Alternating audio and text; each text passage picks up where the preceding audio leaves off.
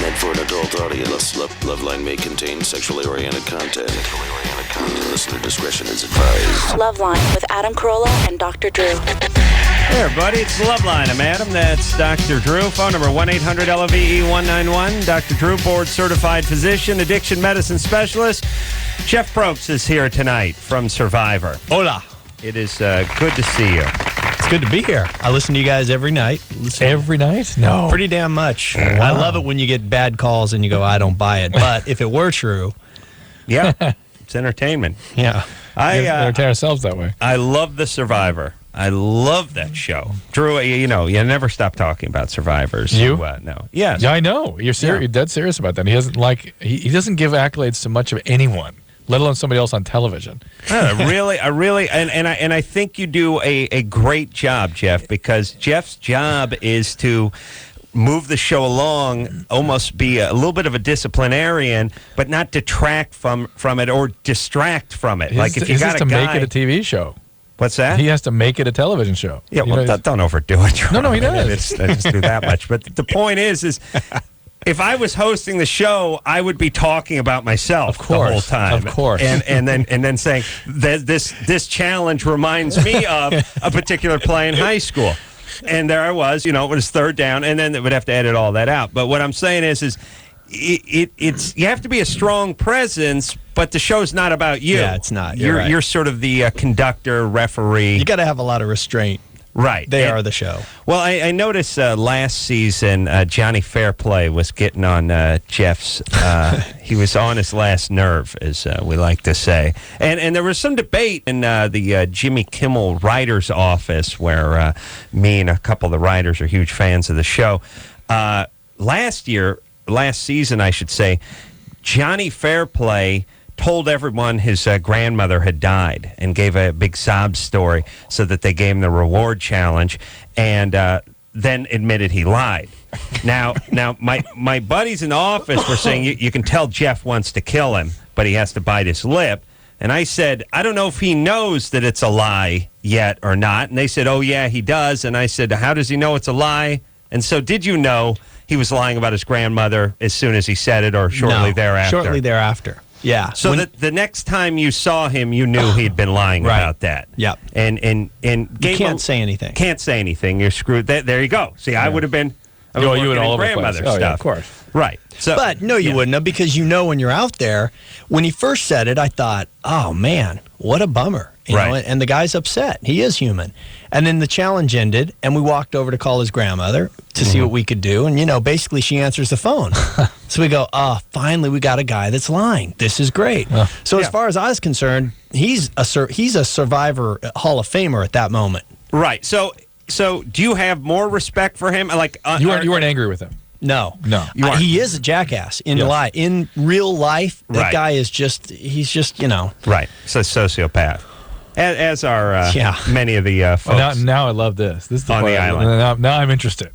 Yeah, no, and when you look at their psych profiles, we don't want the person who is reasonable, who can think through something and come. We want the guy who's got troubles figuring out, and who when you find his buttons, he will light up, and he'll show you where they are sooner or later if you don't find them. How do you know you have somebody's going to hurt themselves or somebody else? Well, we have a pretty deep medical team. That looks at that, and that's what they tell us. What we do is we go through the casting process. We pick out our, however many we might be interested in, 25, and then they'll come in based on interviews or based on really. Well, when they're here, they come to L.A., they get the psych test, they get the physical tests, they go through an IQ test, and they're all pretty intense. And then they sit with us day after day after day, and we sort of grill them, and we go through, and we're trying to find skeletons and all that stuff. When we finally figure out the 25 we may like, the doctors will come in and look at the cards and say, this guy, no, this woman, no, this one's on the fence. And then it becomes a debate about how close are they to being okay or not okay. How many of those are there? The not okay. There's always the nearly not okays. Is it always one, or there half the crew, half the cast? No, it's usually just a few. But usually in our 25, there are one or two or three. Are they productive on the show? Do they produce what you want, or are they a problem? Typically, they don't make it. They get cut out really Yeah, quick. They're 'cause such a pain in the ass that. Well, no, because the doctors will say the liability. They don't get on the show. Yeah, they'll say the liability is too high for this person to hurt themselves Right. if they're first off or if they're humiliated. Right. Were you fooled or duped by anybody who actually made it onto the show, or even just surprised? We've been fooled, I think, a lot of times by the category of the hot chick. Mm-hmm. Because it's so hard to find who, Jerry? Oh, she was great. Jerry's another Hall of Famer. Oh, yeah. Come on. So she produces in the upcoming season. Great villain. Yeah. Well, I don't know if she's a villain in the upcoming season, but she was a villain in the original season. Yeah, in the original. Well, how do you mean getting well, by because the hot chick it's hard category? to find the 23 or 24 or 22-year-old girl who has any life experience to bring to the show. Right. Typically, they don't. Sure. So we're always looking for that, and that is invariably that is the person who on day 4 vomits. Right. And then says, "Oh, this is so much harder than I thought. I don't have it anymore." And they get voted out. And in the room, they're great. Right. I can't wait I'm athletic. I was a track star in high school, and I can be a bitch. Wait till you see how I use my sex appeal, because I'm going to get naked and give massages, and we buy it, and they don't deliver. Drew gave the exact same speech it's so funny. to get onto this skit. Isn't that a coincidence? I got like 2 foot massages and a street style. You bought it. What am I supposed to do? That was it in 9 years, for Christ's sake. I love how you guys know each other's rhythm. You knew where he was going before he had 6 words out. Yeah, he's Kreskin over here. That's why he has to punch a goddamn mic every night when I beg him not to. But thank you for that, Jeff. Let's see who's the 1 year, and I screw up everyone's name, but the hot chicks getting naked has got to be a nice Jenna trend. and Heidi. Jenna and Heidi getting naked for no apparent reason on those pier pylons had to be one of the highlights of the trip for you.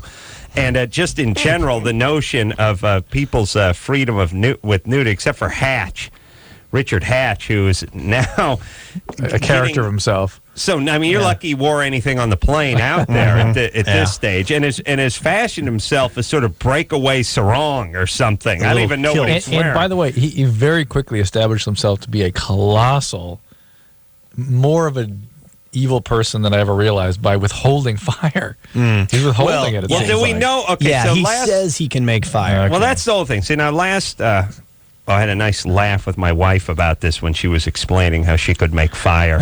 No problem. I was like, you can't handle watering the goddamn pots. You're going to make fire? Please. Making fire. We've had 112 survivors. Nobody's made fire yet. Why doesn't somebody, knowing that they're going to be on the show, study the hell out of that? Now, they do. A lot of it has to do with the type of wood that's available. Yeah, it's available. Yeah, it ain't. So they don't know. They don't know what's they're gonna have. And we've had our local guides at each place. In certain places, say nobody's going to make fire. They will not make fire out here. We can't make it.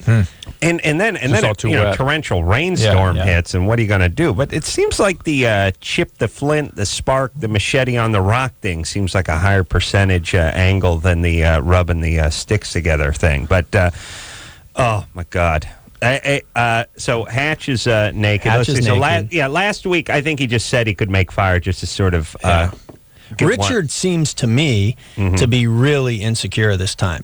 He's been prancing around for 3 years saying, I'm the best that ever played, the greatest game in the world. And now I think he's out there going, I probably am not. Wow. And so it seems, you would know more about this than I would, but looking at him, to me, taking his clothes off is his way of just getting ahead of the pack. It seems like but it seems like he's shooting his wad right up front. I'm going to do horrible things with hold fire to get everybody as weakened as possible. I mean, people are going to be angry. He's not. He's just saying that, though.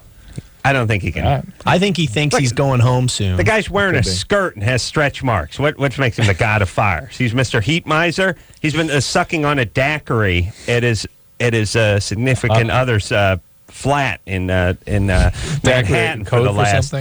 Yes, gay guys aren't good with fire. He's gay. Ironically, with the whole flamer thing. But, all right, this could go on forever, right? I mean, Survivor. I mean, it could. Why would it ever run out of steam? I mean, you get a new location, you get a new cast, and how does it lose its momentum? I can't see it. It's just, it's so compelling. And in a world of just every other show's a bad bad idea in so-called reality TV. This one has an object, whereas the other one's object is sort of public humiliation. It's really just This is a game. people getting drunk and embarrassing themselves. This has a strategy. It really has everything. I really love the show, and I can't see it ever going anywhere, and I'm curious, would you like to be doing it in 20 years? Boy, 20 years? You know, the only drag of the show is being gone. Right. So at a certain point, if I had a family and I could bring them out there and they could travel and you were really still doing it in 20 years. There's no such family, though. Kids have to go to school. So it's Family Robinson. Yeah. You mean tutors, I guess. Yeah, but I don't know. I mean, who knows? But it's fun to do now. And the reason it's fun is the reasons you just said.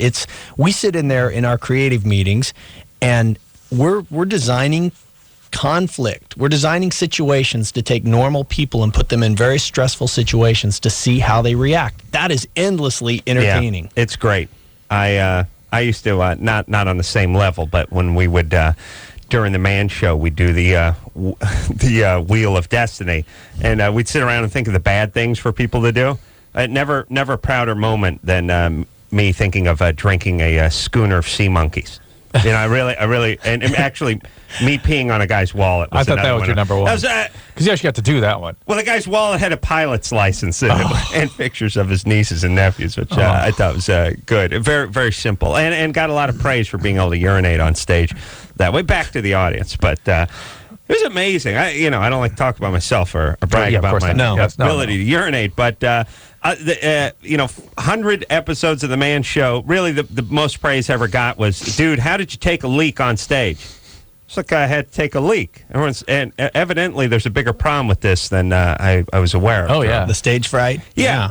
Guys have difficulty doing it in the trough at Dodger Stadium, much less in front of a couple hundred people. So my proudest moment. But, yeah, it is exciting to sit around, and those challenges are getting more elaborate and more amazing. And here's another argument I have with my wife. I keep telling her, whenever you demonstrate the challenge, you have this sort of headless person that is actually clawing through. I say, that's my job.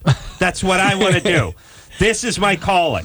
I would like to be that guy. You know, and she always goes, no, that's just footage from the actual event. And I go, no, it's not. That's not footage from the event. And I sort of talked her into it, but I also talked her into that this is a gig, that this guy's probably getting some kind of after scale or something like that, and I could easily be this guy.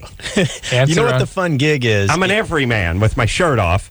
You know, I could or you put a red shirt on and you're the red shirt guy. Yeah, I'm just saying, they have the guy who climbs the rope ladder and who swings across the thing and who swims, and they never show his face. But there's a better job. Be me. There's a better job. It's called the Dream Team, and we hire 16 kids that are like 18 to maybe 21, 22, 25, and all they do is practice the challenges. That's all they do. See if it's feasible. Yeah. Or see how they can break it, or see if there's a rule that we didn't think about that they can go through. Interesting. And that's all they do, and it becomes this little group of partiers that have their own little fraternity. Is it the same guys? No, we bring some back, and then we hire a lot of locals.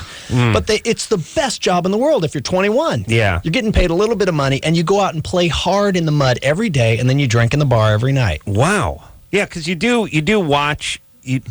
There's no way to figure these challenges out without actually having people compete and do them. Oh, right. Some things sound like, well, how are they going to tie those sticks together and get the key 20 feet away? So if it's impossible, the thing's ruined. And if they figure out a way around it, the thing is ruined. But I want a little camera time, so I'm thinking I do want to be the test guy. Right. Well, then that's a better job for you. All right. So now that we are going to calls, first 5 callers tonight that are over 18 will get the Animal Uncut Special Edition DVD. We're still handing that out tonight. Ironically, starring Colleen Haskell from ironically Survivor. enough, and Rob Schneider, absolutely.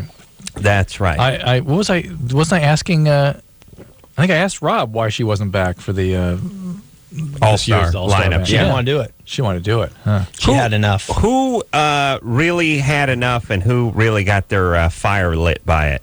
I mean, who did you approach to come back? Only 2 people. Colleen, and she's working in production. Right. And Elizabeth Hasselbeck, who's on The View. Right. That was it. Everybody else wanted to do it. And quite a few people are very irritated that they weren't a part of it. And they take it personally. You know, there's only 18 slots. Well, and also, stop me if I'm wrong, but when you're assembling the group, you can't have 10 of the most dynamic characters, you need a couple passive ones and a couple passive-aggressive ones, and age-wise and sex-wise. You have to sort of, you need a football team that's not all going to be quarterbacks. You cast it the same way you cast a normal season. Right. Yeah, exactly. And that's hard for them to get because they all think they think this means now they're not an all-star, which now is a whole nother psychology level of being excluded. Let me talk to Drew for a second. Yeah. Sidebar. It's clear that Jeff hates all the contestants of the show. I didn't want to mention it anyway. It's clear. I like it when I watch it. He has as much disdain for them as we do for the callers of this show. True. It's the exact same relationship. Marginally less. He doesn't hate them. He just thinks they're less than. No, that is not true. No. Quiet, he heard you on that. I'm sorry, I heard you on that. I don't think they're less than, but it is a weird relationship. Yeah. I'm curious what happens to people after reality TV, because I did commentary for Big Brother 1, and some of those people were destroyed by that experience.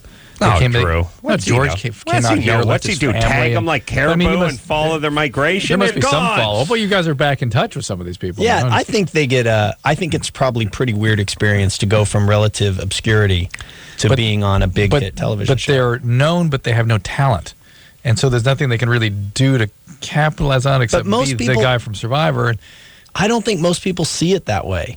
You know, I think they look at it and say now everyone knows my talents, that I'm funny and that I'm charming. Because we've had several of them on this show, and here's basically how they do the show. Oh, Drew, untrue. You remember Wigglesworth? And she sat back and watched the show. Yeah. And Jerry was involved, but Jerry and I got in a little argument because I told her she had this Playboy thing going around. Well, first off, she did this crap, which always drives me nuts, which is, I want to know how much money they pay you for something. And she's like, it's never about the money. For some reason, it's never about the money with the women, as if that would make them a prostitute. It's as if this makes us a prostitute because we won't do this for free. But it's never about the money. But then I always say, okay, so if they didn't pay any money, would you do it? And it's like, well, no way. Of course not. Right. If, as a matter of fact, they paid you half the money, you wouldn't do it. So, of course, money is a great concern. And then secondly, I said to her, don't you kind of have to strike while the iron is hot? I mean, you're coming off of the Survivor. Your name is on the tip of everyone's tongue. But 9 months from now, when the next season comes out, you may fade a little bit, and that price may go down. Oh, my goodness. Her thing was like, how dare you? She was confused. She's like, what do you mean? I'm a celebrity. I'm a great actress. I'm like, yeah, I know you're a celebrity because you were on Survivor and you did well and people know who you are. But a year from now, I'm telling you, Playboy's going to not offer you as much. And she said, well, I was doing this a long time before Survivor. Well, and in Jerry's situation, she has been an actor for a long time. I know, but Playboy wouldn't have paid her $50 before Survivor. In fairness to them, it's easier when you guys have been in this business a long time. You kind of understand how it works. I think when you're that person and suddenly you are on the cover of Entertainment Weekly and you're on this show and you're on The View, you think you have arrived. And why would it ever change? They've now seen my talents. I'll probably get a sitcom and maybe I'll do some speaking. That's actually what I was asking. It's a good point, though, Drew. Like for you, you've clawed your way up from the bottom to the middle lower bottom. Middle bottom. middle. But lower part of the middle. Yeah. Lower middle. Yeah, it was like middle bottom. That's what I said. Middle bottom. Well, if there's a ladder that had 10 rungs. 2. No, you'd be like going toward the 4th. Okay. But closer to the 3rd. Okay. So you know what I mean? Yeah. You know what it's like to be on the first one. Right. You know what it's like to look down that 34, 35 inches and see where you used to be. You know what I mean? They don't have that. They pow, someone threw them up on the 9th But that is my point. When it's a fast free fall. When they fall, though, how does that affect them? When the reality starts to, when they don't have the talent they think they have or doesn't respond right, you know what I mean? They may have talents, but... Well, what I kind of noticed, and I really don't think they're less than at all. I wouldn't do that show myself, but they're different. They're definitely a different breed that wants to do that. But what we did notice is once we had cast the All-Star season, the people that we didn't cast suddenly, I think, had this attitude of, well, you know what? There's nothing left for me on Survivor now. So if there's any vindictive bones in my body, now's the time to to let loose with it. And that I noticed that in some people where I felt like their attitude went, really? Okay. Well, you know what? I'm not part of the Survivor family anymore. So, and I think that's in response to feeling left out. Right. We give it this name called the All-Stars, meaning you're the best and the other people aren't, which is not really the truth, but that's how it plays out. And I'm sure it hurts your feelings. It's feeling left out. Well, what do we have? We could take calls. What's the show about? I don't Don't know. worry about it. It's not, Okay. it's not- Yeah, Survivor. Tonight's Survivor. I got a lot of other Survivor questions, but you know what? I'm gonna weave them in seamlessly throughout the show. Nice. Okay. All right. Yeah. And I I know really, several of the calls have dropped off. I am serious about that. Test body thing. That gig where I actually test Come the out. stunts. Yeah. Kayla, Hello? you're 14. Yeah. You want to date a guy, but friends say not to because he does drugs. Yeah. What kind of drugs? All I know is that he smokes weed. How old is he? He's 14. And what is it that you like about him? Like he's really cool and nice, but like my friends say that he'll end up being like my dad because my dad used to do drugs. Magically, that's the case. Mm-hmm. And where's your dad now? Him and my brother live in Florida. How long has he been gone? About like 4 or 5 months, I think. So he just left. Yeah. So that's got to be tough. And that's it? He's there permanently? Yeah. He wants me and my mom to move out there, so we might So he's be not- moving in May. He's not divorced from your mom? They were thinking about it, but I don't think they're going to. They were They're trying to work it out. How much of that stuff do you have to discuss with your kids? Kids, why don't you come in? Your mom and I are kicking around the idea of getting a divorce. We're not sure yet. We'll tell you when we pull the trigger. All right, head back to your rooms now. Yeah, thanks. Really? Your thoughts? You got to know that? No. All I was right. just curious why they've separated and the brother went with the dad. And in any event, naturally enough, it's going to be a painful time for you, Kaylin. You're going to be looking for people to sort of fill that void left behind by dad. This 14-year-old, I mean, you can certainly date anybody you want, but he may not be everything you think he is. And he indeed may be just like your dad. In fact, we would predict that's exactly what you'd be attracted to. All right. Okay. And so here's what you should probably do. Cool your jets. Why don't you lie low a little bit in the dating department until things get sorted out on the home front? Yeah. The other thing you don't want to do is get hooked up with a guy that you actually have a relationship with. She's calling from New Mexico. Then she ends up leaving. She falls in love Yeah. and then goes to Florida. Right. Now she's got to try to get a ride like my Catholic little brother wanted me to drive him to Kentucky so we could talk to some chick you met on the internet like 10 years ago. It's a disaster. This internet, by the way, is going to destroy everything. And everyone's going to be driving all over the place and running their phone bills up. So lay low until you get to Florida. Speaking of Florida. Ooh, we have a Germany or Florida. Joe? Hey, Adam. What's This is happening? Joe. Hey, you rock. Thanks, And Survivor Joe. does too. It certainly does. Yeah, they should have got Elizabeth back on. We tried. Yeah, she's hot. But anyway, my Germany or Florida is a Hold on a second. You know what I keep thinking of on that show? First off, I just think how much my beard would start scratching. Second thing I think of, I would be walking around with a big whitehead on my forehead for like And never know. 28 days. There's no mirrors. They can't check themselves. How do they do that? That's true. I would bring a monkey to groom me. Is there sit on my makeup shoulder or and anything? pick They just stuff. let it be, yeah. Did anyone get a zit on that island? Every so often. Well, you are out in the sun. A lot of people's skin actually clears up. Yeah. Because you're in the sun and you're in the water. And It's just all the salt water in the sun. Drew, But- I would make a pact. I would be like, look, if you see a big zit on Right. my back or on my forehead, you got to get it, man. Oh, Adam, they get to where they're in the Pearl Islands. They were popping. Rupert had these sores with pus in them, and they would make little connect the dot maps on his bodies, and the girls would pop his. They get so close and so nutty. They're popping. Ooh, look at that one. You know? Oh, yeah. Wow. Chicks, I tell you, you want to know what would be a great business? Charging women to pop zits on guys' backs. For a group that is normally skittish and freaks out if you leave a little number one in the toilet for them when they come home from work, they love, let me get that. Let me get that. What? Let me get that. Why is that? Yeah, and then they're like, it's What do ready you to think? go. What does this look like? It's ready to go. They're like, they're little primates. monkeys. They're primates. Here's what I'm saying.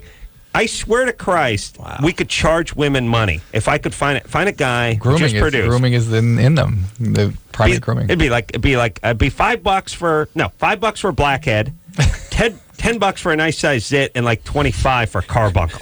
Something that needs some lancing, and then just charge women. And here's the thing about women: you just have to show it to them. You'd go, "Oh, come on, get out of here! I'm not going to pay." Dave, pull your shirt up.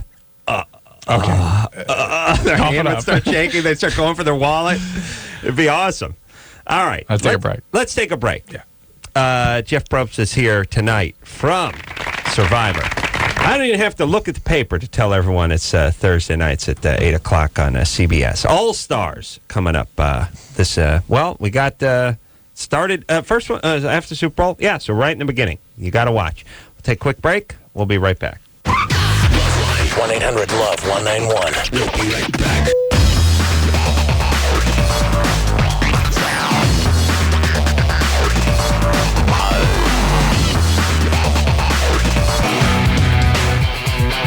Hey everybody, it's LoveLine. I'm Adam. That's Dr. Drew. Phone number 1-800-LOVE-191. Jeff Probst is here tonight from Survivor, my favorite show, 8 o'clock on CBS Thursday nights. Got the big All-Star one coming up it's this whole season. Mm-hmm. I'll tell you a couple of quick things. And the stuff Jeff has been saying just titillates. It's like, I got to watch this season.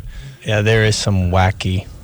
There's drama. There is stuff that's off the charts. I don't know what you would call it. And then there's this love affair that develops. It's actually kind of nice. Oh, let me see. Where's that piece of paper? Because I think I could figure out who this is from or who's having the love affair. First, a suggestion. Whenever they get the tribes together, they merge and they have to come up with a name, and it's like Shimbabo and all this stuff. Couldn't one just call themselves Turbo Max or something cool? You know what I mean? Something American and cool. They always take elements. They will have figured out words from the environment around there, and they'll want to use them. Yeah, I mean, it's like, to me, it's like the white guy with the tribal tattoo. Who you posers kidding? Half you're from Milwaukee, the other half are from Idaho. You pick something good that sounds like an engine additive. You know what I mean? Yeah. Boo, something that's got turbo. Ooh, I'll go with something that had stealth in it. Ooh, stealth, of course. Ninja stealths. Yeah. Or something, you know what I mean? Like something that evoked jujitsu and high octane. You know what I mean? Yeah, of course. Yeah. All right, let's see. Let me think who's having this affair. I think, it's Rob and Amber. Yeah, that's what I thought, too. Yeah, because Rob, and by the way, Rob's one of these Bostonian guys who, Drew, you never told me that everyone from Boston was an asshole. Oh, he's great. I know. He's great. Like that. No, he's great, but every guy from Boston has this sort of slick sense of humor, and they're kind of snide, and they're sharp tongued. And you never want to argue with anyone from Boston because it'll quickly devolve into something. I'll get called Brillo Head in just a matter of moments. Drew, you'll go to Four Eyes. Doesn't matter what you're arguing about. It's true. They're brutal. They're verbally brutal people. They really are tough people. And they're for people, even the blue collar guys from Boston with the zero education. Oh, they're good. Still, they're the best. Kick your ass in a quick verbal tussle. Totally. Boston Rob can bring it all day. Yeah, I know. What do they do? Just sit home and have some Berlitz for a-holes tape that they just listen to in their truck on the way to work? Well, and there's something also about their rhythms that, he said something in the first episode about nobody trusts anybody. Do you hear what I'm saying? Right. Nobody trusts, and you're laughing. I know.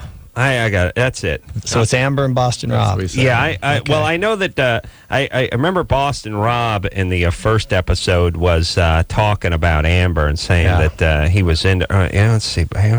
Yeah, it's Amber Boston. Are we right? Yeah. No, you're right that he said that. In fact, he said something really touching. He said, I picked her for an alliance. Well, for one reason, she's beautiful. Yeah. Any idiot could see that. Yeah. It was really, there was something very sort of blue collar yet sincere, like so sincere about not an ounce of sort of slick, suave could be player Jenna in some at all. Yeah, well, it's Jenna and everyone, I think. But yeah, when they got your Coleman, I tell you, we could get some good matching going on here. But Ethan and Jerry. All right, Drew, come on, focus now. The other thing. Oh, one other quick question. They advertise those buffs, right? First off, I never knew what a buff. I would have called that a bandana. Yeah. Is a bandana you put on your head become a buff? Well, it's a little different just the way it's made, but also I think it's just trying to make language I see. vernacular. It's almost our like own how, thing. how bread becomes toast once it's put in the toaster. Once you put this thing on your head, it's a buff, and they plug them all the time. I don't know what they're raising the money for. I don't know how much they charge. They're always like, get your official Tumbapu buff. Seen here, worn by. And I'm always thinking to myself, really, this is the big push. You guys are moving. Do you know what? Yeah, They sell How more many? buffs than they sell of any other item on any other show on CBS. Really? The buff. That's what Wow. everybody wants. Probst, can you get me a buff? Really? Yeah. Can't believe they moved better than those Wings coffee mugs they had left over. Is that CBS? The point is I know I must, billions of people watch the show. They hammer home those buffs. And by the way, come up with a higher dollar ticket item, like a dinette set or something, and a buff. And I've never seen, and I know this is going to sound horrible, and I'm sure they move billions of them, never seen somebody with a buff on the street. Yeah. So what are they doing with them? Probably taking them to probably wearing them at home when they're watching Survivor. Or I have an idea what they're doing with them, Jeff. Do you? Yeah. Are we going to get a call about it? It may come up. Drew, you know how just what you would do with it. Yeah, you know how I invented that hamper. bib? Yeah, that bib? The bib, yeah. Yeah. Chris, a special bib. Chris, Yeah. you're 22? Yes, and I was calling in reference to your comment about zit popping and money making. I'm telling you, I could sell a bad back to a group of women and make hundreds of dollars. My mom used to, it was $20 a pop. Wow. For you? I know, great. It supported me all throughout high school. Yeah. I don't want to burst your bubble, Chris. She wasn't talking about popping zits. Your mother was a whore. Shoot. No. She actually got paid for the pops. Your Chris did. Mother paid me Chris. to pop my zits. Your mother paid you to pop your zits. So that she could pop my zits. Exactly what you were talking about. And $20 per zit? $20 per zit. Not per sitting, but per zit. Per zit. Oh, my God. Face zit or back zit? Back. Back. Well, because chicks don't normally get the back zit. It's kind of hard. It's kind of hard. Yeah. I just wanted to say, man, you should go with it. Make all the money that you can. Mm-hmm. Yeah, let me just, for the record, say that's not the right way to deal with that. I'm going to open There are better therapeutic ways. Here's what I do. I put the ad out for guys with bad skin, and I charge them for beautiful Because women. it's sort of to pop. fetish. Okay, Yeah. now I got three sources of income. The guys who pay to actually have their back worked on, they pay a price. The women who actually pay to work on the back, and then the videos I move. Nice. Because it's weird to the Asian market. So the guys, because they're weird over there, and they could really get into this. I mean, if you could beat off to someone stepping on a cockroach, you certainly could have some fun to this. Yes, right. in response to zit popping. Exactly right, Jeff. You're thinking like an entrepreneur. That's what I like about it. And you can send a Survivor buff off with it. They can wear Survivor buffs. That's right. You could buff off while you're watching this. Get your Survivor buff, as seen here, worn by the actual, no S. I know, they're wearing the buff. All right. Joe? Oh, hi. You're, My Germany or Florida? Yeah. Oh, yeah, Germany or Florida. This is a game we play. All bizarre news stories emanate from either Germany or Florida. He says the story, we guess. Go ahead. All right. An 81-year-old blind man heard a bump in the night, pawed around for his .45 caliber revolver he kept under his bed for protection, and shot his wife. Donald Kenstorm won't be charged with the death of Mary Kenstorm, 79, because the shooting was obviously an accident, says police. All right, hold on a second. Florida. I gotta go, I'm going Florida because of the caliber. He would have had a 9mm or something if it's in Germany. Right. 45's. Well, that's how we solve this. That's Well, how the stuff moves around, though. Yeah. You never know. But you shouldn't say the guy's name. Yeah. But when you paw around on your bed for a gun, that's Florida. Yeah. We're going Florida, Joe. It's Florida. No, it's Germany. Really? Wow. Son of a bitch. How his dare name's you? Donald? I guess it could be German. All right, Joe. We're going to send you out a LoveLine buff. And an animal It's a DVD. napkin, true white one. So Yeah, it's down the line or what? Yeah, stay on the line, Joe. Wait a minute. Don't you have to be over 18 to win this thing? That's right. He's not over 18. Sorry, buddy. When are you going to be 18? When's your birthday? In like 2 months. 2 months. Can you stay on hold for 2 months? Or maybe just put your mom on the line. I'll do that. Okay. Hold on, Drew. What, do you think he can just put his mom on the line? I don't know. Why not? Ann? Yeah, I think it works. Consult the rule book. She says yes. Really? All right. To everyone who says why not, I would answer with why. If you really think about it. All right. We need a buff, Ann. Write that down. Getting tired of those cheap windbreakers. Let's talk to Danielle, who's 18. Danielle? Yeah, hi, Adam. Hi. What's happening? I got kind of a bad situation here. I'm 18, and I was with a 26-year-old for a year, and he ended up being abusive. And so I left him just about 2-3 weeks ago, and then I found out I was pregnant. So, and me being so young and all, and I still want to go to college and have a future and stuff. So I was, Sure. Yeah. What kind of abusive was this guy? it was weird because at first it was just he'd flip out on me and like scream at me and call me bad names when he was drunk. And after that, it got to where he'd just flip out on me when he was all the time. Where's my bourbon? Was he possibly doing other drugs besides alcohol? Well, like the marijuana, but after the alcohol, I just said, I don't want either of that in the relationship anymore. So we both stopped. And that's when he got more abusive? Yeah, and it was like, well, what happened is when I left, it was like over a stupid like video game or something. And he started freaking out. All right, we got it. So you left him, and what do you want to do with this pregnancy? Well, I was going to have an abortion, and my question is there a chance that I won't be able to have kids again? There's always a chance. There's always a chance with abortions. Obviously, it's a surgical procedure, but it's very, very unlikely, very remote that it would affect significantly your fertility. Though, with each abortion, there is obviously added risk. Yeah, but isn't that just sort of a punitive damage done by God? Not actual physical stuff, just God punishing you for having had an abortion? Yeah. I guess you could look at it that way. Mm-hmm. That's the way I look at it. I figured you did. Even though I'm an atheist. Yeah. I pick and choose my God moment. I see. That's one of my God moments. I see. I can do whatever I want. There's a God of women, not of me. That's what I'm thinking. So are you looking for permission?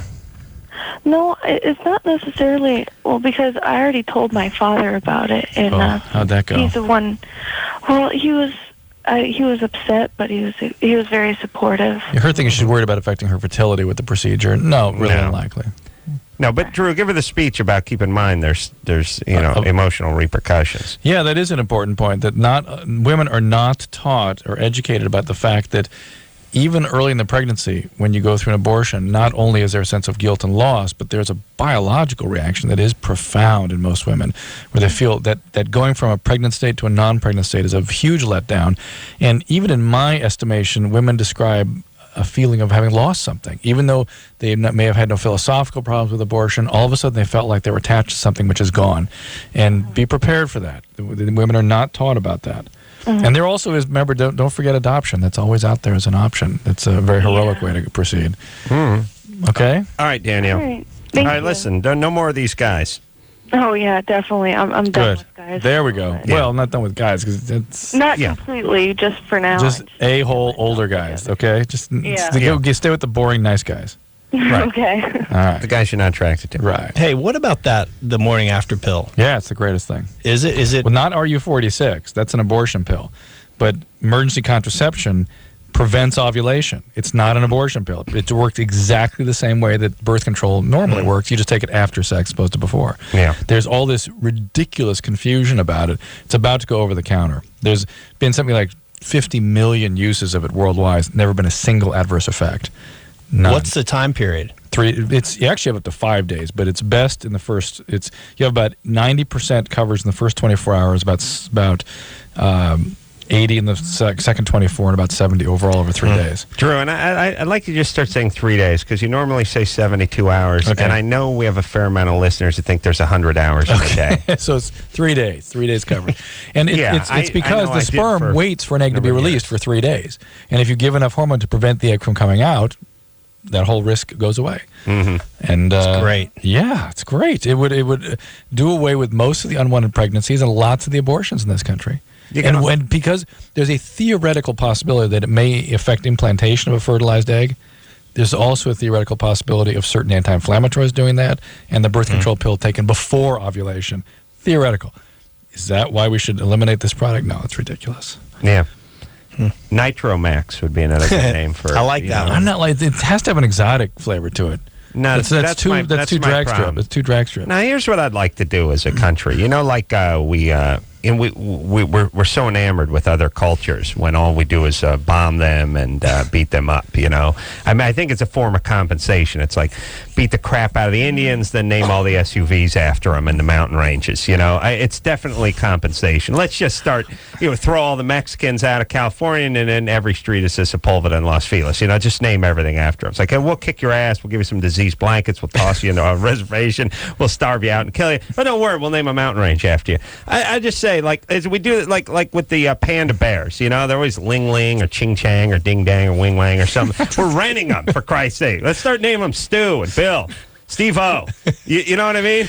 Who are we kidding? Big Ted. Who are we kidding? Yeah, who are we kidding? Who are we kidding? And by the way, if we're going to spend all this money leasing animals and stuff, we should be able to name them what we want to name them. And believe me, other countries aren't naming their crap after us. You know what I'm saying? Yep.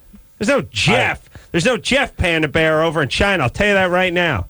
You see what I'm saying? I see what you're saying. And these tribes that go with good old American names. That's the new thing. Straight, just in cool names too, and ones I can remember because I can't remember the Shambawamba Ding Dang tribe and all that. I love these rants. All right. Well, there's more. I'm getting warmed up now. Jeff Probst is here from Survivor Thursday nights. We shouldn't even plug this show. It gets enough. It's enough. Enough already. Yeah, watch this. So use some reverse psychology. Jeff has begged me to ask you not to watch Survivor this week because it's too compelling, and many of you wouldn't be able to handle it emotionally. All right, we got to take a break. We'll be right back. LoveLine with Adam Carolla and Dr. Drew. 1-800-LOVE-191. We'll be right back.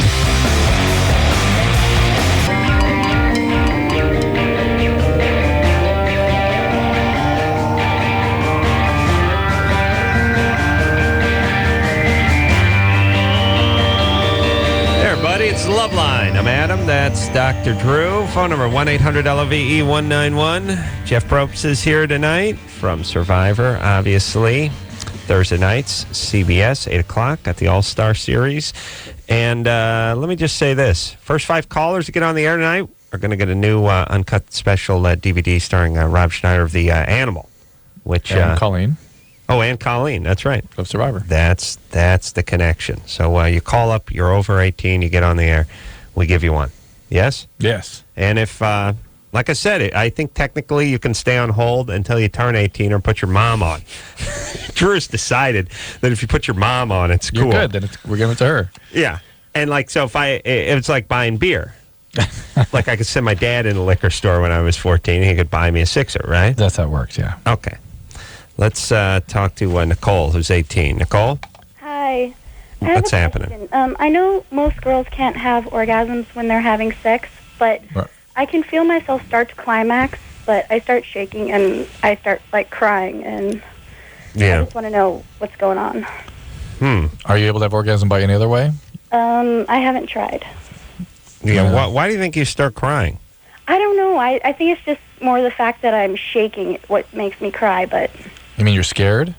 Well, I don't know if I'm scared, but I start bawling, literally, and it's kind of pissing me off because I make the guy feel bad. Yeah. Why did you try other ways of reaching climax other than intercourse? Mm-hmm. Sounds very committed. You can use a Survivor buff for dental dam. Did you know that, Drew? That's remarkable. Mm-hmm. How about you can use it for a lot of things. Yeah, I'm going to get the Trojan people to have condom sort of buffs. No, with the Survivor logo on the outside. Yeah. Good. That's strong. Yeah. Nicole? Yeah. All right. Is there anything we need to know about? Were you abused sexually or something? abused or physically abused? By my mom, I've been physically and mentally abused. All right, so it sounds like when you're sort of reaching that point of intimacy or sort of losing yourself in those moments with somebody you feel close to, it becomes a little overwhelming. Mm-hmm. So maybe take it slower, take doses of it you can tolerate better, maybe not during intercourse. Well, yeah. How's oral sex do for you? It's okay. I mean, I've never been able to have an orgasm during oral sex, but I've never really started to climax either. Mm-hmm. What does that mean? What I mean by that is, like, when I'm having sex, I can feel myself starting, to tense up, and it's pleasurable, but then when it just gets too much, I just, like, break down. All right. You're all up in your head. Yeah. You got to take a chill pill. Okay. How about some wine coolers 18. or something? 18. Okay, then weed. I have another question. My friend, she always gets, her mouth gets really dry every time she has sex, and I just want to know if she can do anything for that. Chill pill. Stop breathing through her mouth. Stop breathing through her Breathe mouth? through her nose. Yeah. Breathe through her Yeah, get nose? one of those Breathe Right strips. They're making a new one for BJ's now. That's an item. That's my moneymaker. With the Survivor right there. logo across the top. Survivor logo. Anything with Survivor Breathe logo right now. Let's strip. get in BJ on. strips. Yeah, it's like first off, it'd be a commercial. You would not be fast forwarding and TiVoing through that commercial. No, you I know what I expect mean. That'd be not. one you'd be watching. Yeah. Tired of this? You know what I mean? Yeah. I would really. This could be good because oral sex. Obviously you got to use the nasal passage, and you got to keep that. You got to keep that moving, right? And they have like an industrial one for prostitutes. You know what I mean? Yeah, I'm listening. If we could get like the Hilton sisters or something to possibly endorse it. There's many celebrities we could directions we could go with this. All right, Nicole's up in her head. She's all freaked out. She's like going in with she has conditions, and she's like, I'm getting this way. You got to relax a little bit, Especially when that orgasm or whatever she was calling it is starting to get there. That's when you really want to just back it off. Yeah, I think she's overwhelmed. It's just too painful to be opening vulnerable. right? All right, we'll take a quick break. Jeff Probst here tonight from Survivor, and we'll be right back. Here it is. Bottom line, it sucks being single today. Tons of lame people and no decent prospects. Call the Dateline. Call the Dateline. Call the Dateline. 1-877-889-DATE. LoveLine will be right back, so get your problems ready. Ready.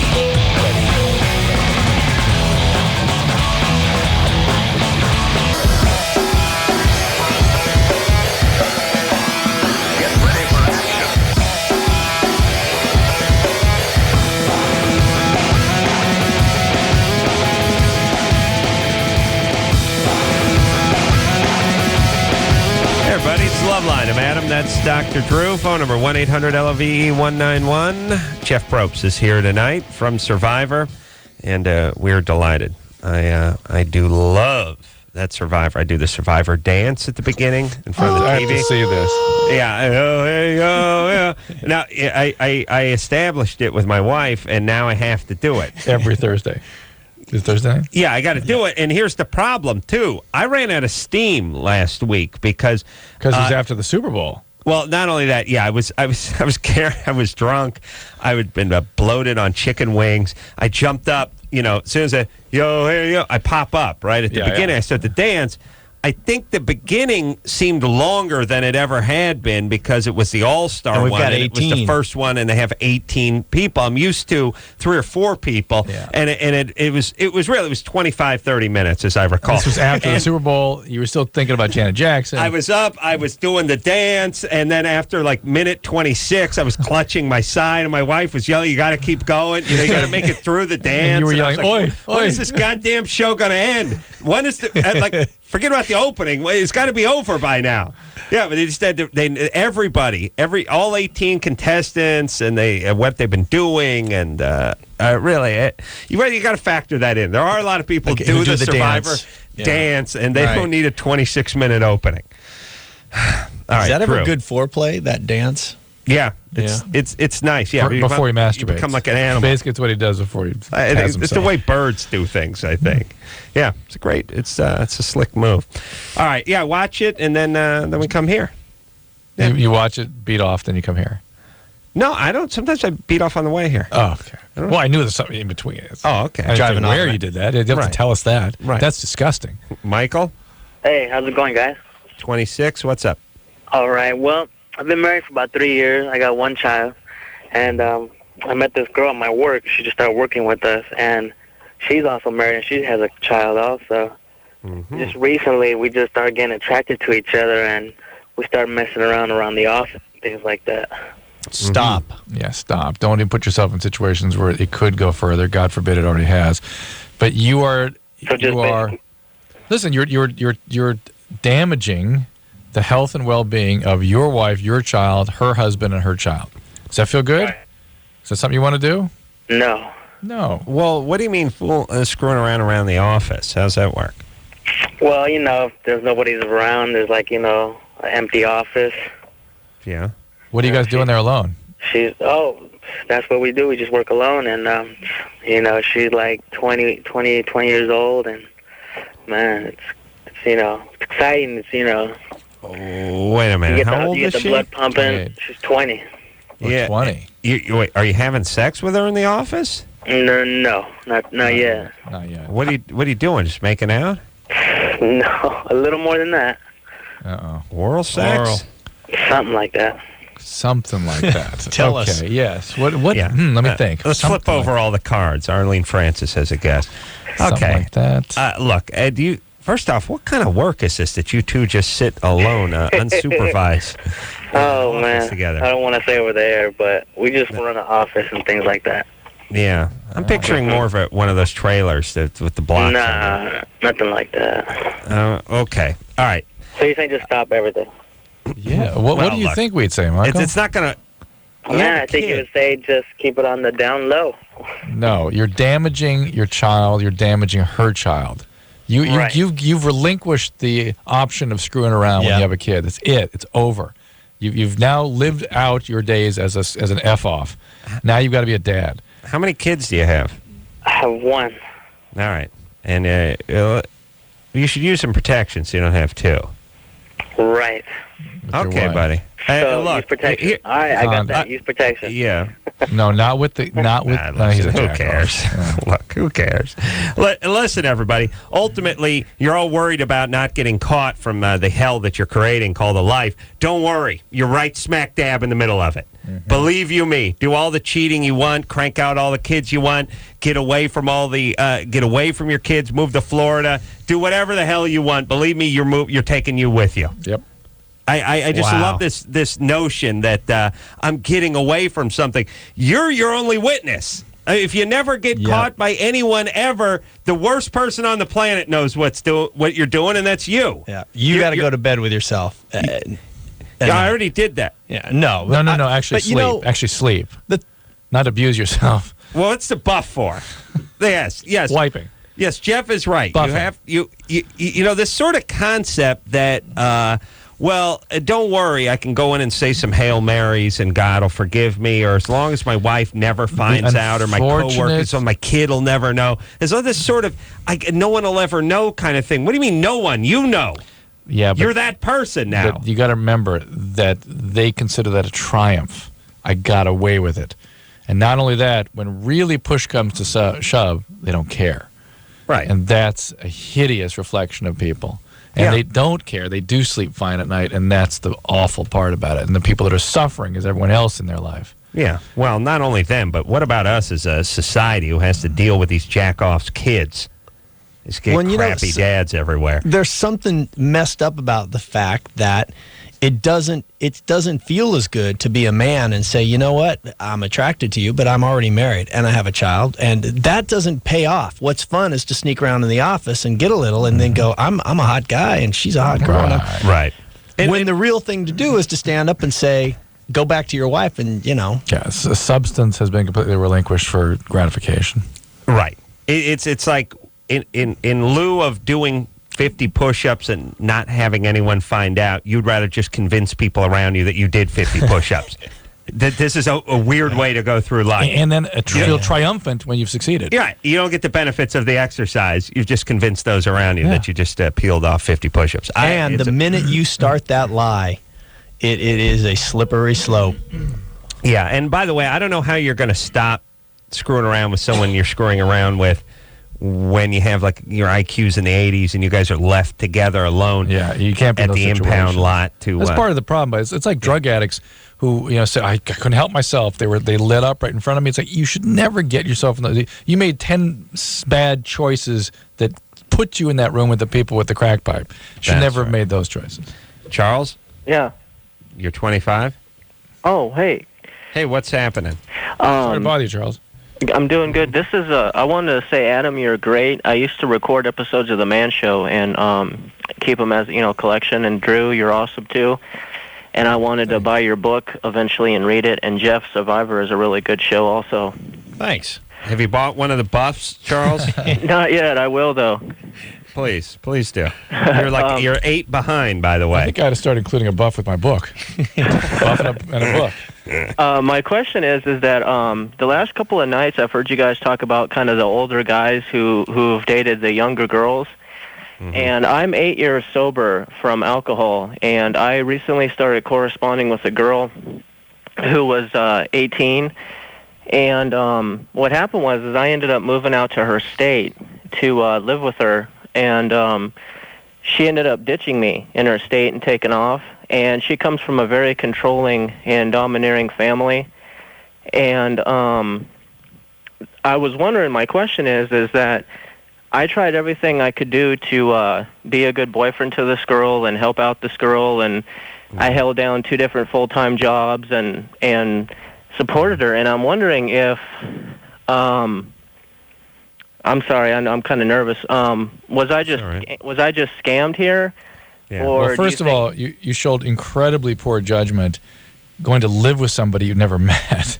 Yeah, I did. That is incredibly bizarre. And a certain degree of desperation. Yes. And we can hear it in your voice. Yes, but secondly, in spite of you recovering from alcoholism, and I wonder how dedicated you are to your recovery, how much of a priority to recovery is in your life.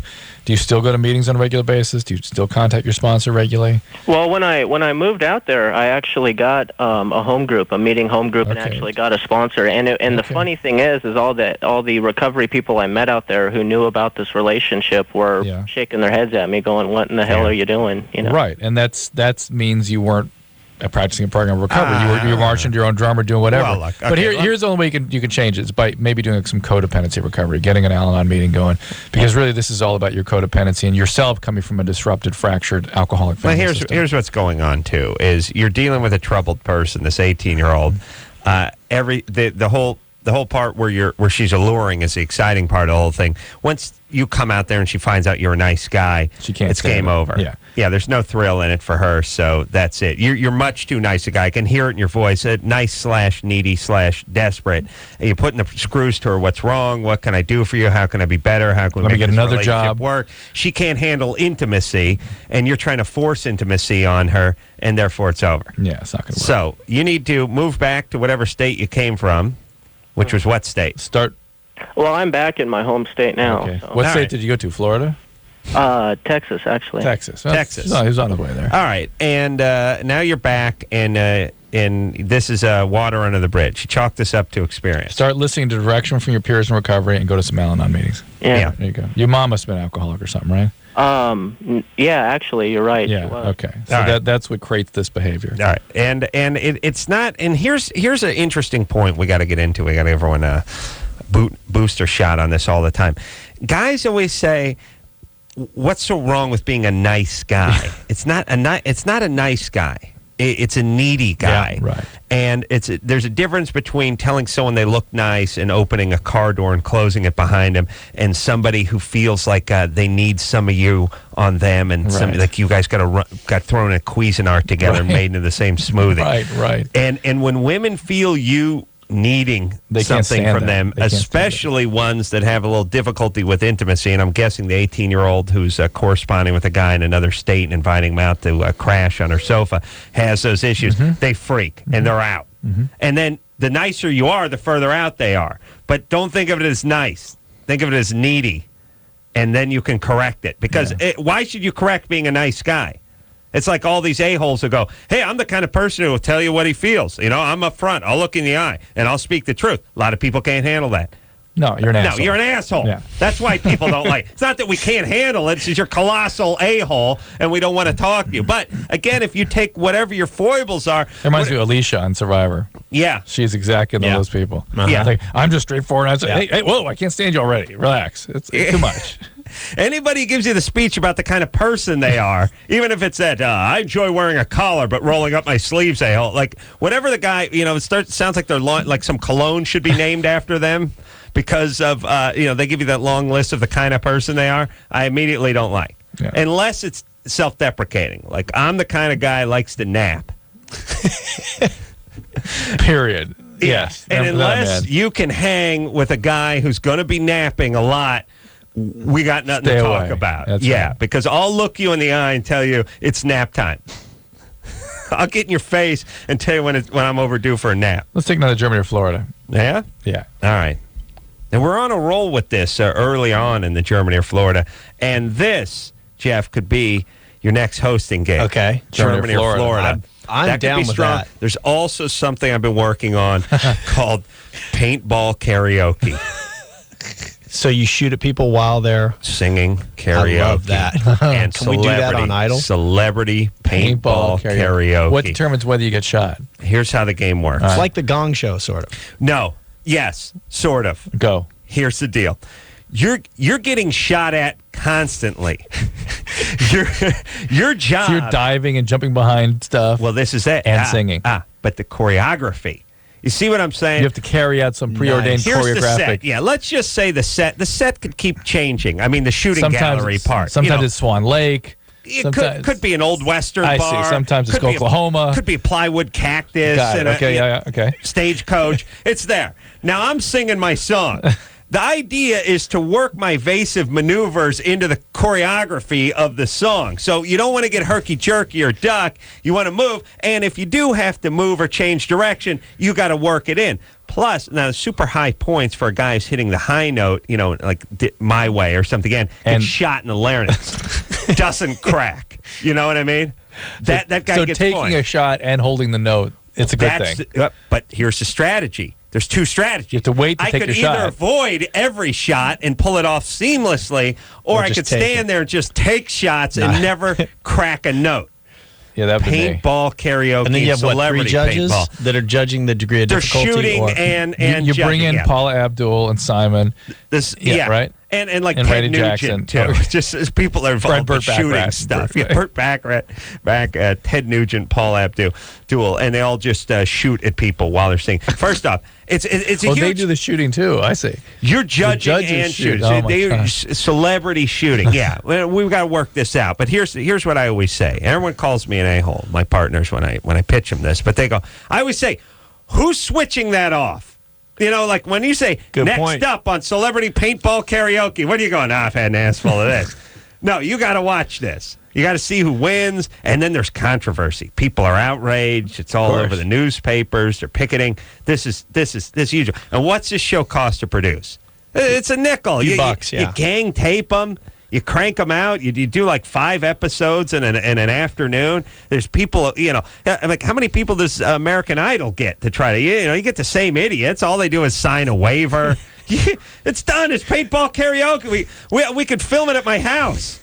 You see what I'm saying? I want to be a judge. I want to be a shooter. You'd be celebrity shooter. And who do you want to shoot more than somebody who's karaokeing? This is how many times have you been at Dimples over there in Burbank wishing you had a pistol? There's an interesting piece to this, too. If somebody actually does sing well, you might hold back a little bit. You might hold your gun up. You might hear what they have to delay it for a you little might bit. delay it, and then You're still going to slowly lower the gun. Yeah.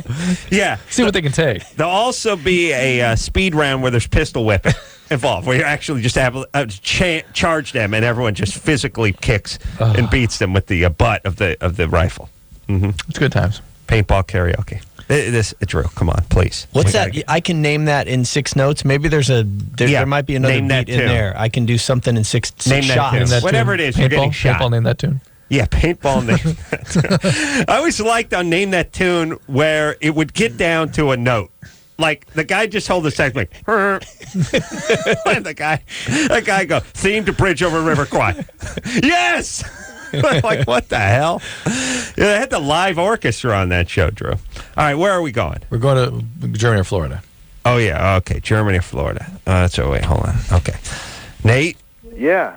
You're 18. Yeah. All right. What's up? All right, here we go. There are plans to put together a Christian-sponsored nudist resort, which would include everything from nude volleyball to nude water slides, and probably nude church, too. Mm-hmm. Germany or Florida? Yeah. Ooh, it's got little elements of both there. Yeah. The nudist colony Southern does- Baptist quality to it, but then it's The nudist part, believe it or not, feels German to me. The nudist and the frolicking sounds German. Yeah, they love the frolic. Yeah. It may be a German word. All right, German. German? No, I'm going Florida. Yeah, I'm going Florida. All right, I'll go with you. I'm going Florida. Yeah, you're right, Florida. Okay. Yeah. Yeah. I heard this story about 2 weeks ago. But that's all right. Jeff didn't. Point is, he's right. All right, we're going to send you out a buff. Or an animal DVD. Or an animal DVD. Okay. All right, there we go. All right. Or my T-shirt with the bullseye on it that says Paintball I did karaoke. paintball karaoke and all I got was this crappy T-shirt. Yeah. What about having for the audience, what about having the pimple poppers just coming through instead of selling cigars? They just pop a pimple? I'm telling you, that's another show we could do. It's just colossal zit popping and then celebrity zit popping. Who would turn that off? I couldn't. You couldn't avert your stare, your gaze. You would have to. I'm getting nauseated just thinking about it. I know. It's not nice to think about, but could you turn away from an all zit popping channel? yes, I could. Yes, and I could. imagine that in HD. Yeah. Yeah, no problem. You could? Yeah, no problem. Not me.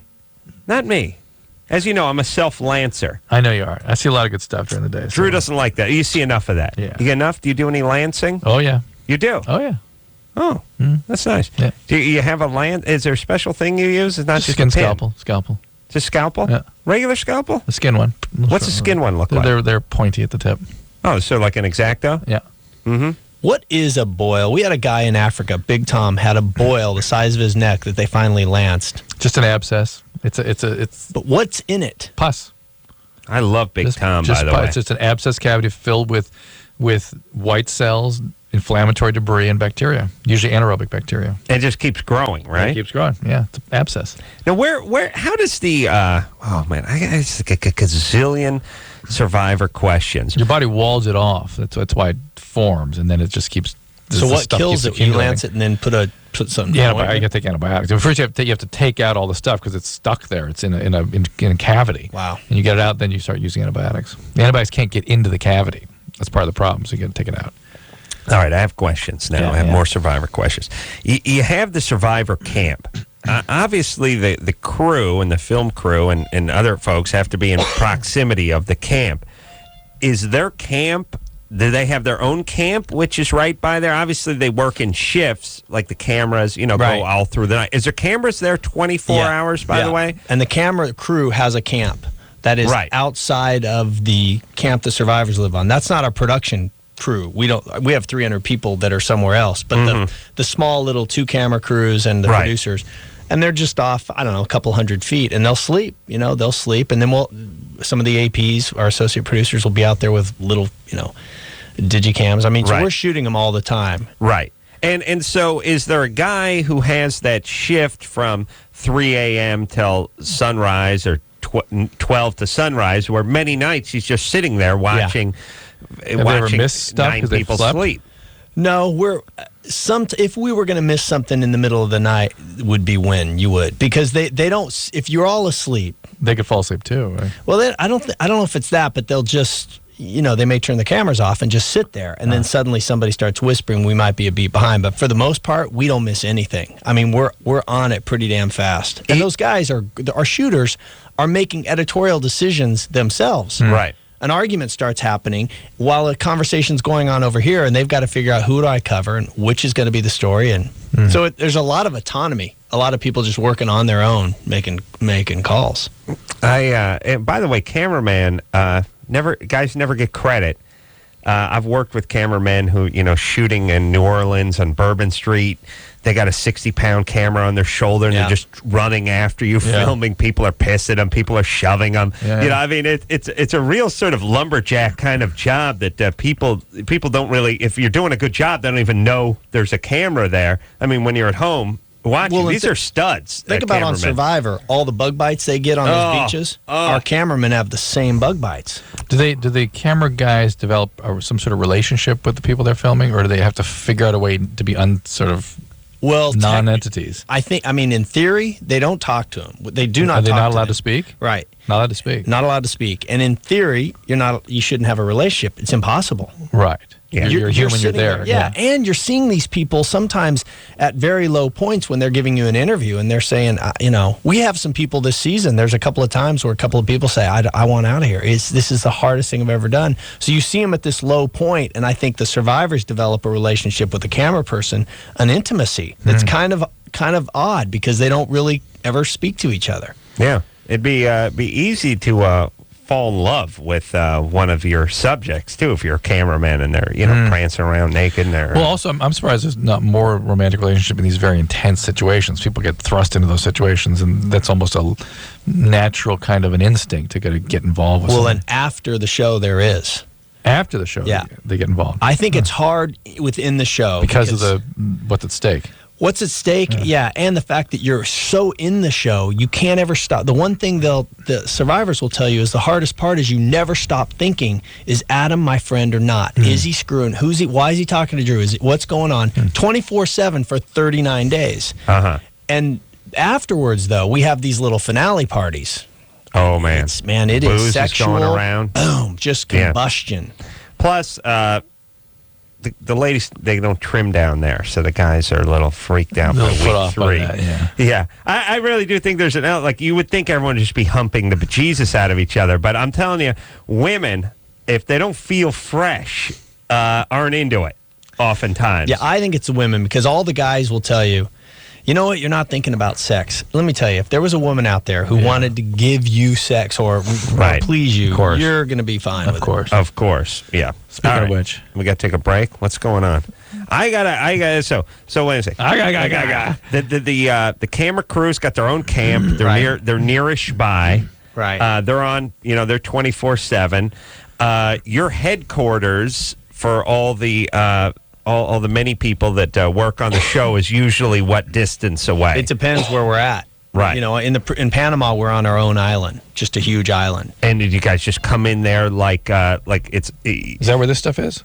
You become like Army Corps of Engineers. You just set up, you bivouac, you make a big community. Yes, this place already existed. There was almost like a third world. It seemed like a drug laundering sort of resort that hadn't been tended to in a long time. But in Africa, for instance, everybody's in tents. It's completely flat. So we were miles and miles away because they would see us or hear us if we were close. Right. So, but we had our own tent city where we just built 400 tents and we brought porta potties and porta showers. And I tell you, what an opportunity to travel and see the world in these great locations. How big are the medical teams you bring? That's the thing I keep thinking. This is huge exposure to things. Yeah, 2 doctors, 3 paramedics, 3 nurses. I mean, tropical illnesses are bad times. Well, most of our action for the doctors comes from the crew. Oh, really? Yeah, a lot of injuries and a lot of... In Thailand, we had these bugs that would bite you and then burrow in. Yeah. And they started excavating them, and the bug is in there. And there are these like alien-looking creatures. Yes, they have worms and stuff. It's amazing. They form huge boils. Yes. Yeah. And then the boil is big, and then you dig down 2 inches. You have to get down there, yeah. Oh, see, this is... I would freak. I would freak on that part. But see, the point is that they're being that's the easy stuff. There's horrible stuff people get in those tropical areas. Yeah. Well, and you know what else happens is locals discover we're there. Like in the Amazon, there was a kid who accidentally got shot in the face with a shotgun, blew his eye completely out, but he would have died. And this boat paddles up, and they know there are some big group of people here. And our doctors go down and take care of him and fly him in. We get him on our helicopter, we fly him into town. Yeah, incredible. That's not going to happen in paintball karaoke, by the way. No, it could. Just so people die. Great if it did. That's ratings. And then they sign the waiver. All right, Jeff Probst is here from Survivor. We'll take ourselves a quick break. We'll be right back. Hello? Who's this? This is LoveLine. 1-800-LOVE-191. LoveLine will be right back.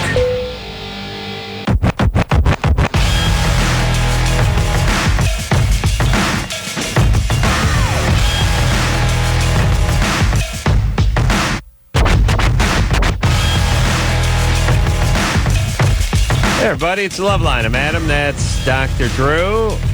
Phone number 1-800-LOVE-191. Jeff Probst is here tonight from Survivor. Contributing so much. Drew, well, we can screw with kids all we want. The point is you're here giving us the inside dirt, the skinny, telling us what's going on behind the scenes. And I'm saying this, Adam. Yes. Killer episodes. Not this week, but this week is good. Right. But week 3. Watch out. And week 6. Stuff. Oh, really? Week 3 and week 6. Okay. I'm going to watch all of them anyway, but I'm going to do my Survivor dance. Oh, hey, ho.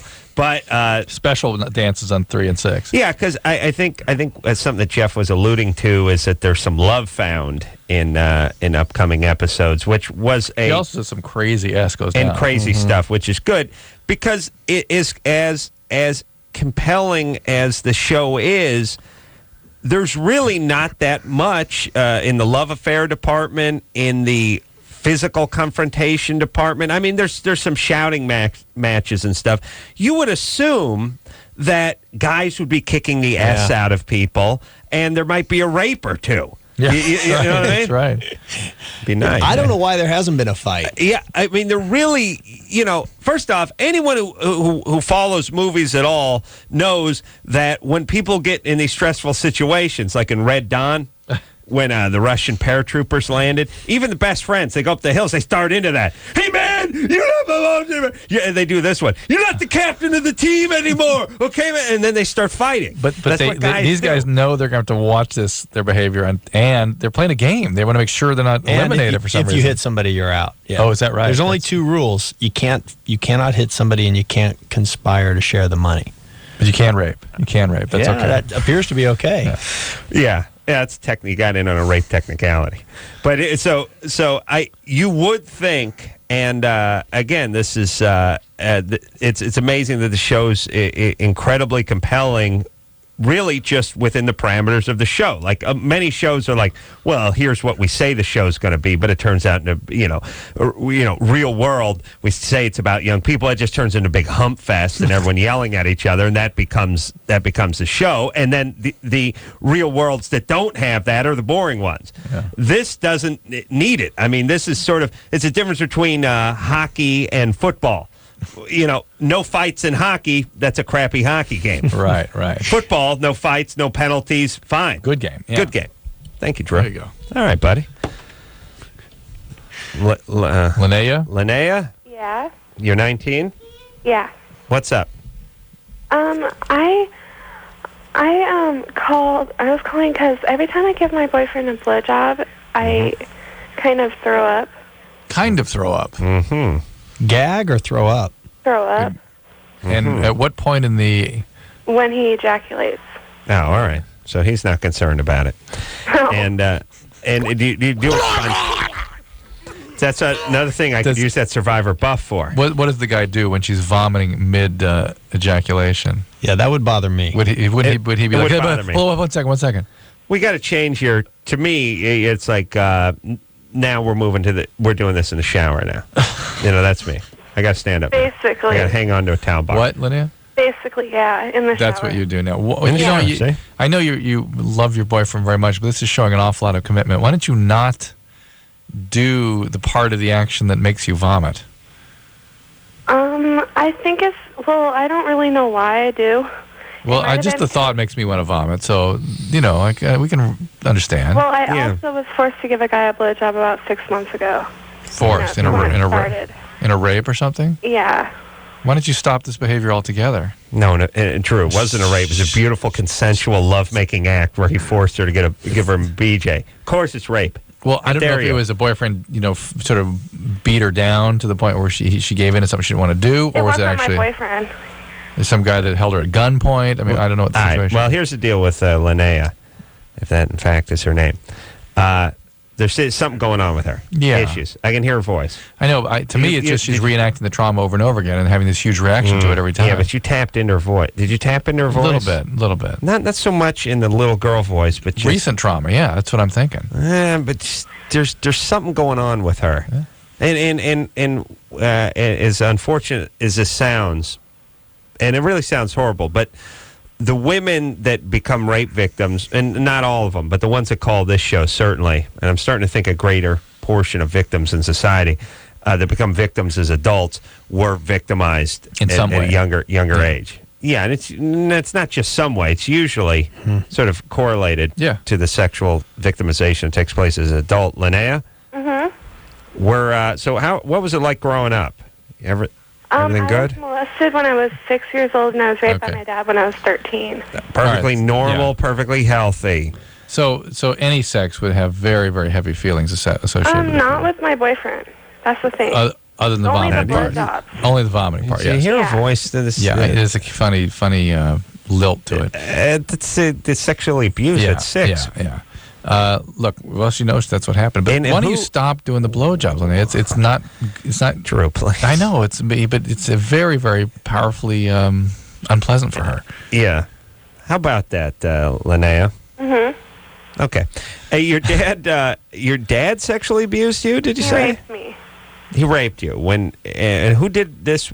That was at 13 or something? And why do you put that under the category of rape as opposed to sexual abuse? Because I had sex with him. Say it again? 13. He what? He had sex with me when I was 13. We would call that sexual abuse. All right, but let's not argue over semantics here. Did he threaten harm to you? Huh? Did he threaten bodily harm, that sort of thing? Okay. Where's your dad now, by the way? It'd be nice if he was dead. Where is he? He's in Oregon.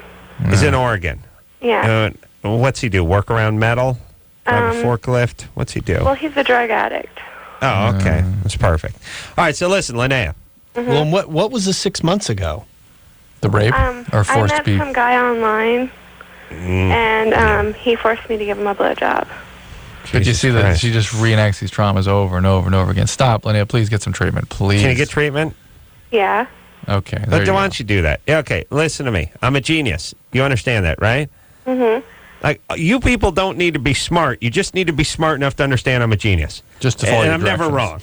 Drew, am I ever wrong? Never. Except for about the tainted water thing, which is merely speculation. Yeah, but it's going to be right because he's going to create a show around that. And he will eventually You were make so me right. He wished he had done it. Right. Like something that doesn't exist but gets invented That's sometime, some point, making me right.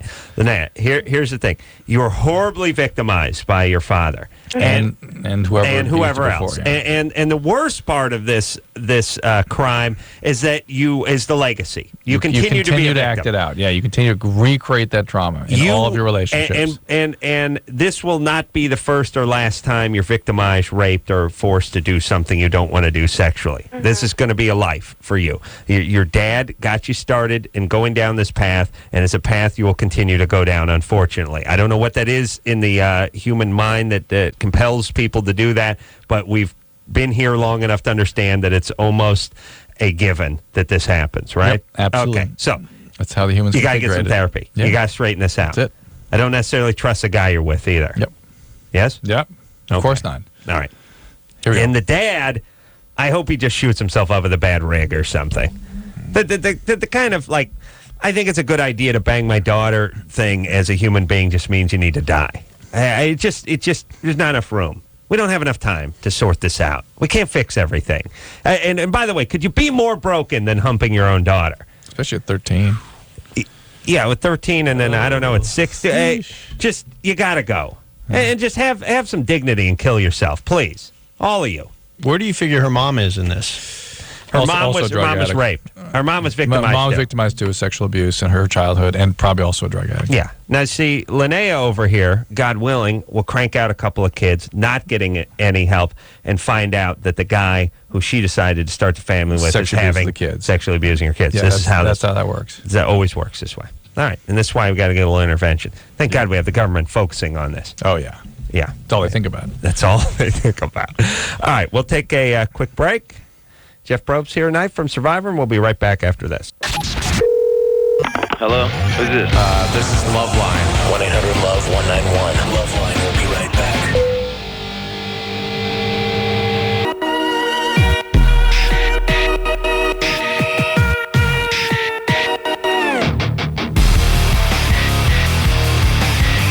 Hey, everybody, it's LoveLine. I'm Adam. That's Dr. Drew. Jeff Probst on here tonight from Survivor. All right, week 3 and week 6. Look out. And in order to really appreciate him, you have to watch every week in between, too. Well, yeah. Right. Definitely. Oh, listen, the worst Survivor episode still better than the best episode of your second favorite show. Yeah. The only thing I don't like about Survivor is that good? Is yes. That makes sense. The only the only thing I don't like Survivor is the S it spawned.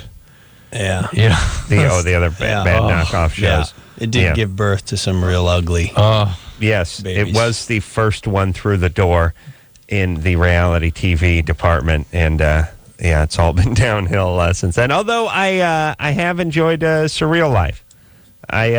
Even though it really has no rhyme or reason, I just I'm attracted to that show. And Jerry Manthey was on Surreal Life. The first one, last season. And they did a good job casting it this time, and they're telling good stories.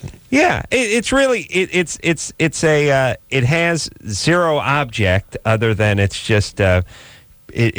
sort of like a Twinkie, which is it's not good. It's what it is. It's a Twinkie. Yeah, it's a Twinkie. Yeah, McDonald's is sort of like that.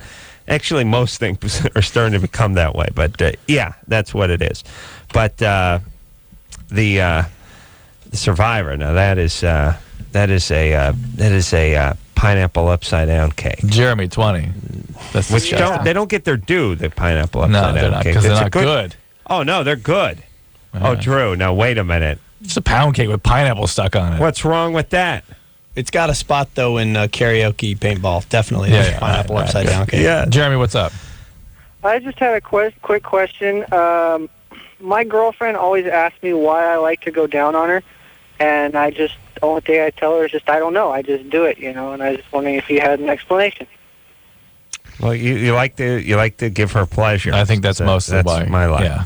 I mean, that's what I say. Guys are invested in being sure that a woman has a good experience. You think that's all that is? Not all, but I think that's a big, big part of it. I think it's a big part of it. For guys that really like doing it and stuff. There are some guys that get a oral gratification out of it too. They like that whole whole quality of the relationship in that mode. There's some guys they're sort of like I don't know, like certain dogs dig. Mm-hmm. Certain guys dig, right? Like the burrowers. I've never been one of these guys, but I've hung out with a few guys that like to get in there. Yeah, that's the two-hand oral sex where it's like you got the tongue, you got the hands going. It becomes a gynecological. Yeah, it's sort of. I imagine the exam they give you at like a Mexican airport when they pull you aside, like they want to make sure. And by the way, I always think of keistering stuff when I'm thinking about Survivor. I think I would have keistered some Flint. Yeah, I would have keistered like some fruit roll-ups. I would have got some stuff in there. Yeah, through it's the only place we really don't check. I would have done that. Would that have been all-star move or illegal? Would have been. It depends what you. I put some matches, no problem. Yeah. Listen, everybody, good news and bad news. I have 11 mini Snickers bars. Okay, wait. Hear me out. Don't stop celebrating. Now the bad news. I did not bring them. I did. Well, yeah, no.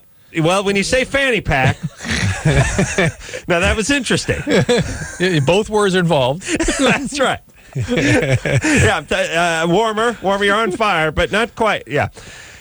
And I bet at a certain point they would still be passed around. But absolutely. I thought about you got to keister some Flint. That's what I was saying. Got to get some fire going. That's what I was thinking too. I asked my wife that why someone didn't do that. Keister Zippo, or even there are other orifices. Ladies have extra orifices, things you can put some stuff in there. And yeah, no, I would. I'd do one of those long lighters that you use to do the fireplace and these extendo one.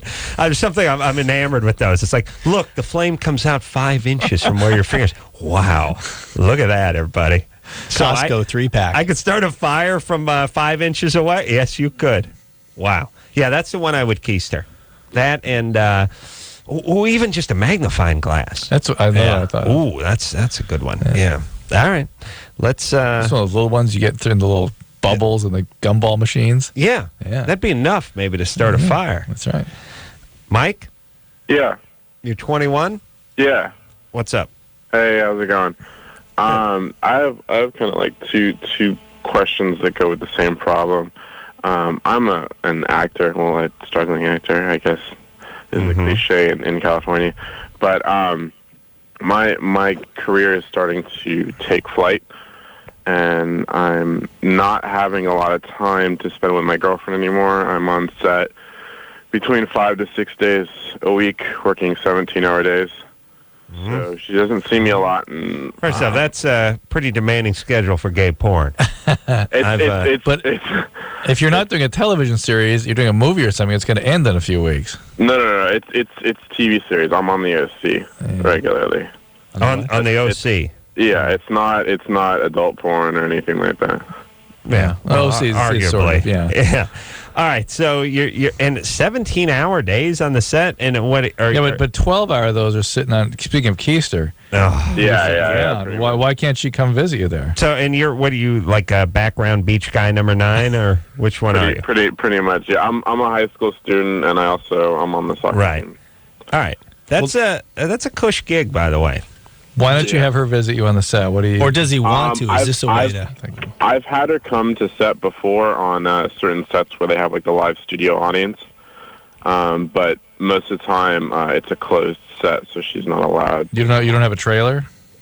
No, I'm not that glorified. No, they just have the we have like a holding tank, and then they throw bagels out of it. It's called craft service. It's a folding. Yeah. Your place is by the peanut M&Ms.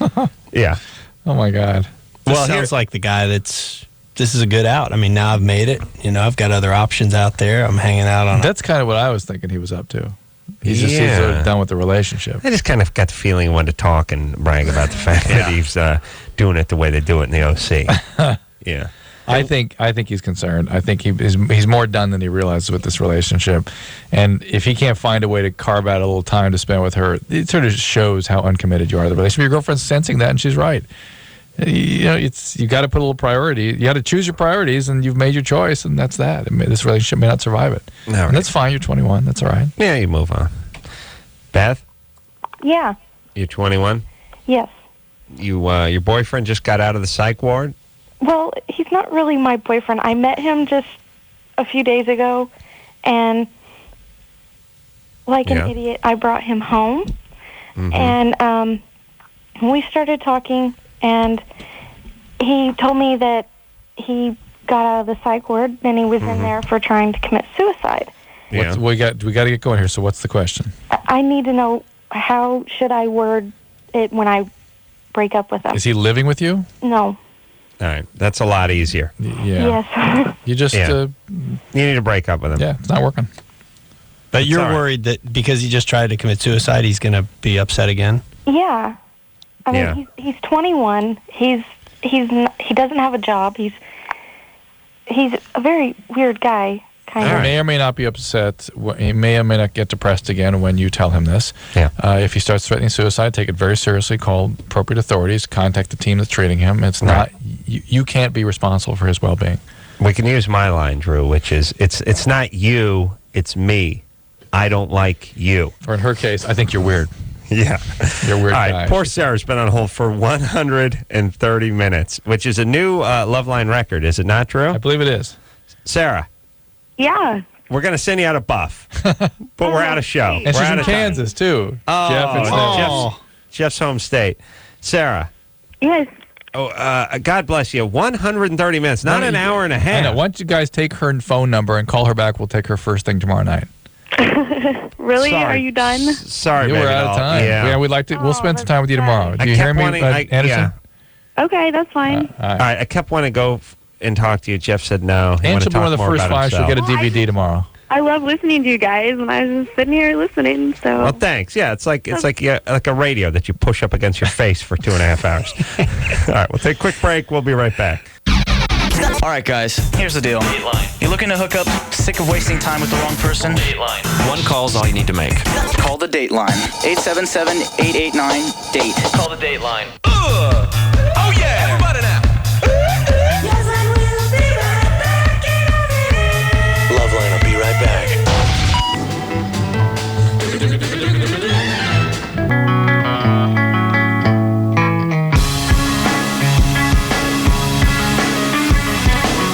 Well, that's the show, everybody.